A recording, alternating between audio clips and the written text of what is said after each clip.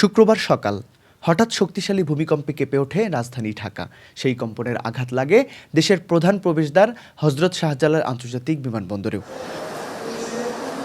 কম্পনের তীব্রতায় বিমানবন্দরের বহির্গমন পথের ৪ ও ৫ নম্বর গেটের সংযোগস্থলে দেখা দেয় ফাটল। মুহূর্তের মধ্যেই খসে পড়ে সিলিং প্যানেলের কিছু অংশ। চোখের সামনে এমন ঘটনায় আতঙ্ক ছড়িয়ে পড়ে যাত্রীদের মাঝে। শুরু হয় ছোটাছুটি। পরিস্থিতি সামাল দিতে দ্রুত পদক্ষেপ নেয় বিমানবন্দর কর্তৃপক্ষ। নিরাপত্তার স্বার্থে ক্ষতিগ্রস্ত অংশটি ফিতা দিয়ে ঘিরে ফেলে সাময়িকভাবে সীমিত করা হয় যাত্রীদের চলাচল।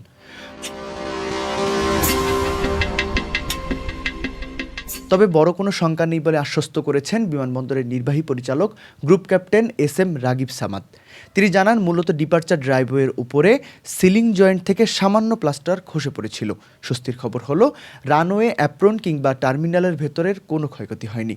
আর তাই বিমান চলাচলও রয়েছে একদম স্বাভাবিক।